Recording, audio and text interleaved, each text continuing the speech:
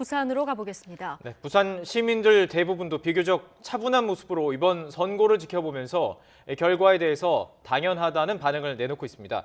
부산 서면에 취재기자 나가 있습니다. 김종호 기자. 네, 김종호입니다. 네, 지금 김종호 기자가 나가 있는 곳 서면, 이번 탄핵 전국에서 좀 의미가 있는 곳이죠? 네, 그렇습니다. 이곳 서면은 부산 최고의 번화가이자 이번 탄핵 전국에서 부산 지역에 여론이 모였던 곳입니다.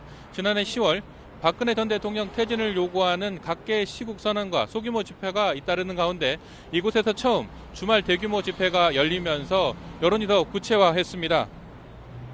이곳을 한마디로 표현을 하자면 부산의 광화문과도 같았던 곳입니다. 오늘 이곳을 지나는 시민들에게 조금 전 선거 결과에 대해서 물었더니 대부분 환영한다, 당연한 결과다라는 반응을 내놓았습니다. 선거의 순간에 환호성을 지르는 시민도 있었고 옅은 미소를 띠는 시민도 있었습니다.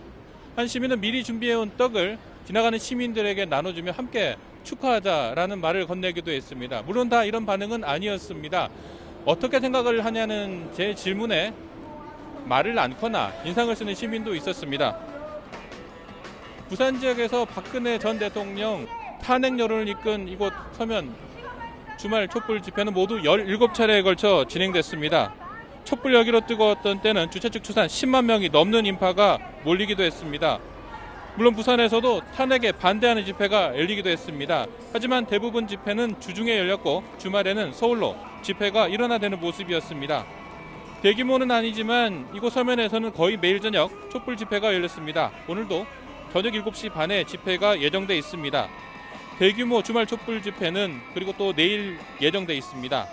아직 탄기국 등 탄핵에 반대해온 단체가 부산 지역에서 어떤 움직임을 보일지에 대해서는 알려진 바가 없습니다. 어쨌든 이번 선고는 법치국가에서 모두 받아들여야 하고 그동안의 상처를 서로 보듬어야 할 시기가 왔습니다. 하지만 우리가 예상하지 못했던 어떤 사태가 벌어질지에 대한 걱정을 다 지울 수는 없는 상황입니다. 서울에서는 오늘 경찰이 가포 비상을 내렸는데 부산 지역은 을호 비상 상황입니다.